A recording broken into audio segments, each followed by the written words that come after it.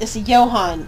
Johan and his interactions with the original cast. Next to none, but that's because 3 and 4, obviously the cataloging, very, very uncomfortable with that. Sometimes. Yeah, Johan was very uncomfortable with that because Johan really has a problem with personal space, and there's actually a big reason for that. He doesn't like people touching him. He doesn't like he faints a lot. He doesn't like people touching him. He doesn't like people trying to interact with him too much. He gets over that slowly, but he is still working through that. It's still something that has not been solved yet for him. 5, 6. I'm trying to think if he had interactions with anybody I else. thought that 6 was 6. Yes. 6 in the very beginning when Johan started having problems. 6 was the one when his problems were more apparent in the beginning. Yeah, 6 was the one who was kind of like coming to him, voice, kind of coming to, and trying to help him out, and trying to get him to calm down, because he has night terrors. Johan has a lot of problems. I feel so bad for the little guy.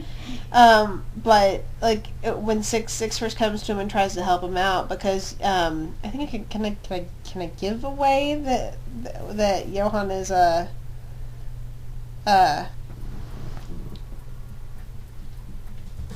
no, not yet. No, yeah, okay. Not yet, because we have that whole thing in the background. That suffice it to say that Johan shares something with 6, 1, and Tolstoy that it really messes him up early on, because he's thinking he doesn't really understand it. And with their religious background, Johan it's really fucked him up a lot. He thinks he's a sinner. He thinks he's damned to hell. He thinks there's all these things that are wrong with him. He's damaged, guys. You're gonna want to cuddle this little guy. Yeah, I want to cuddle this little guy. I'm like, I'm sorry, I gave you such a terrible backstory. I let you. Yeah, aside from that, aside from the twins, small the twins and 6, there was another interaction because he's so shut and he hides. Yeah. Anton and Elsa. We can put them together. Mein Schwester, my brother. Okay, these two guys. Oh god. Oh, they First get of all all, kinds of interaction. The way that Anton and Elsa work is amazing. They're a tag team pair. They're brother and sister. Think 3 and 4. Think 3 and 4 with like 1920s to 1950s style attitude. It's hard to describe.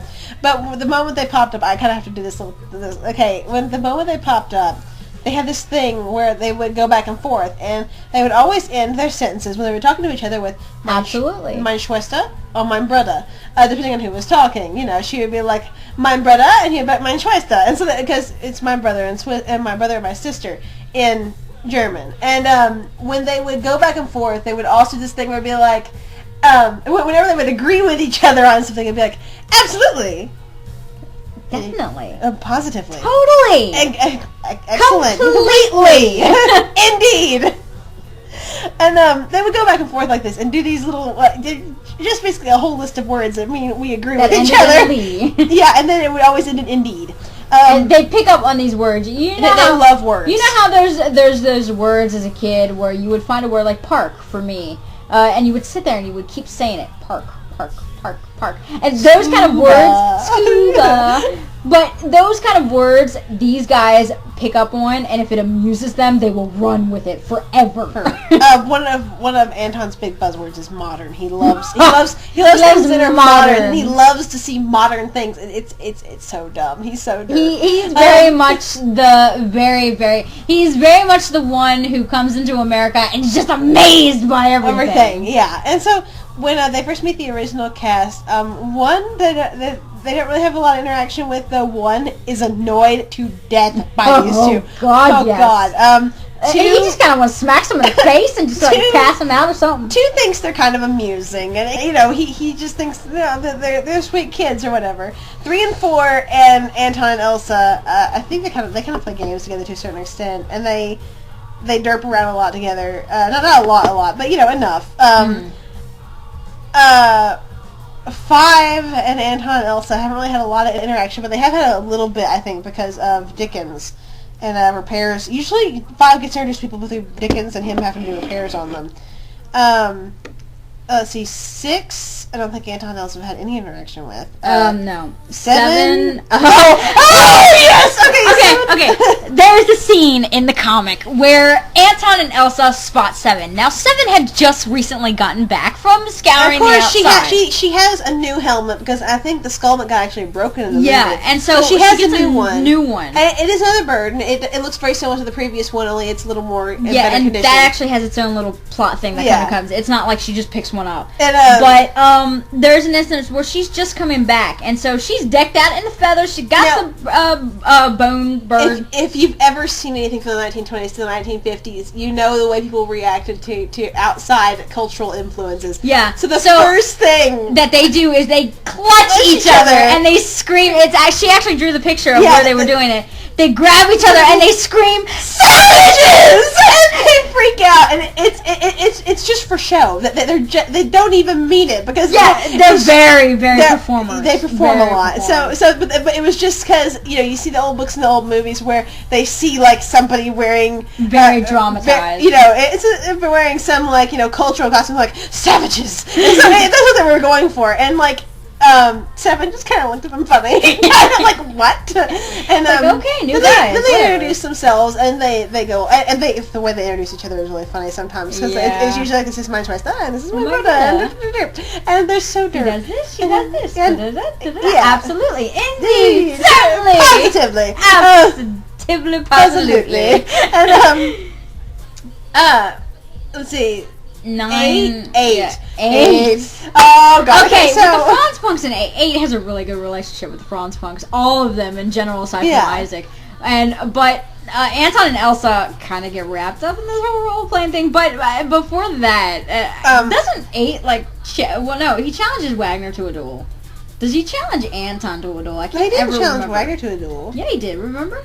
When? Remember? Because he threw something at Wagner and was just kind of gesturing with his sword. I know Wagner was like, yeah. Wagner's like, no, I don't do this. I don't know if Anton ever did it, like, just for show or anything. But... Or maybe he did. I can't remember. I can't remember. Yeah, somebody did have a sword fight with 8 because... That's right. It had to have been because of the role play. No. I don't remember. Yes, it was. It was. It was. But Anton and Elsa. 8 that had the sword fight with him, though. It was Dabney. Remember? That's right. Okay, but anyway, Anton and Elsa are absolutely amused because they love to irritate Wagner. Oh yeah. So when they find out about Wagner and 8 and how they have this whole relationship, this whole little buddy relationship, they think this is funny as hell. Yeah. They cannot get over the fact that Wagner's kind of like a big brother and uncle to them, so they're like, what is he doing? And so 8 is one of those neutral folks because what he'll do is he'll be the kind who will listen to Anton and Elsa, and if Anton and Elsa have a little plan to kind of freak out Wagner, 8 will go along with it. Oh yeah. But when Wagner has an idea to get back at Anton and Elsa, he goes 8 along will with definitely go along and with it. And nobody goes after 8. Yeah, nobody ever goes after 8. 8's always the neutral middleman. He's just kind of having fun as he goes along. But the relationship, Anton and Elsa, the way I see it... Sentences, make them! Yes! Anton and Elsa, in terms of with 8 kind of sees those two as an audience. And so it comes and they play a big role with the role play that Wagner and Dabney and 8 kind of got going. Yeah, and of course when Dabney, I've already given away that Dabney and Wagner are a couple. When you see Dabney and Wagner just start to navigate towards each other and stuff and gravitate towards each other. Oh, 8. 8 and Anton and Elsa become absolutely unbearable. They are constantly making fun of Wagner and Dabney, and they're constantly doing stuff. And like one thing Wagner does, he's very reserved in the very beginning of things, and when he starts to open up, one thing, most characters will sing at different points in time. Even 8 sings. I know. Oh yeah, 8 sings a song. But when Wagner first starts singing and stuff, one of the songs that he sings is a Billy Joel song. It's not the one that's in in my stuff. He actually sings another song relating to the whole situation with Dabney. And it's sort of admonishing Anton and Elsa to leave him the hell alone. He can have a relationship or whatever if he wants to. And just 8 Eight's listening in on this the whole time it's happening, and it's the funniest thing with Anton and Elsa and Eight listening to him sing this song, because the way they're all acting about it and the way they're interacting with him and with each other, it just becomes so like a lol fest, because they are so amused by the way that he's acting, because it's totally not how he acted when he first came out, because he was much more reserved and had a lot more things going on in his mind at the time. So him being able to loosen up things changed. Now the last two, the Friends ones, I can't really talk too much about. They have had absolutely no interaction because they're not even in the story yet. Okay, so we're going over ours. Do you want to go on with the Hate Punks and the New York City crew? Because I do know the Hate Punks have some interaction with the... But I think we can actually hold off on the Hate Punks because they're not really... We're trying not to give too much away about them. The NYC crew haven't really had that much interaction yet. Yeah. And because we haven't really had a chance to really work with them. Mm-hmm. Now, if you scroll down, we could do the College Punks, but I don't really want to yet. No, we're not going to do the College Punks, because any interactions with them and the canon characters are kind of like really... to me, they're plot devices in a way. Yeah. That can keep going. So, now, final question, since this is already going over an hour. What would have been their role and our fate if they were in the movie? If you put all of these guys together, they probably would have survived. I was telling her last night when I read the question, I was like, you know what? I was like, the 9 cast probably would have survived because there were so many people in our crew that couldn't. They would have gotten killed so fast. Yeah, and you know, I mean, Eaton's crew would have probably taken care of the whole thing. It would have been bitch slapped in the face just from the time frame. They probably would have actually dragged along a lot of people with them to help. Oh, yeah. I could see them taking out, because strength in numbers. You got 64 people, and admittedly, they're small, but hey, they're going up against this thing. And you also have a lot more people working with a lot more brain power. You wouldn't have just had 9 trying to figure this out. You would have more people doing you could have had 1 in the twins and 7 working with the canon, while the rest of them are out doing other things at the same time. Well, not only that, the whole deductive reasoning skills that got 9 back to that first room and started looking at things. Oh yeah, that would have already been figured out real fast. Because you would have had more people to work on it, and you would have had people that would have been more open to listen to 9. Yeah, Brad 592, Christian probably even would have been listening to him. Yeah. Twain, because Twain is more open to that sort of thing. You would have had plenty of medics. Lewis would have been more in defense, I would say, towards, against 1. I would see Lewis being more against 1 and being, hey, leave them alone. Yeah, because but if Lewis Twain sided with 9, then Lewis would be siding with 9. Yeah, but, I mean, in general, if it came down to it, anybody who would have gotten in trouble, Lewis would have probably been right up there, probably with Eaton's crew, defending the lines and everything. But they would have survived, and I think 9 would have been stopped from doing a lot of dumb shit. Yeah. Frankly.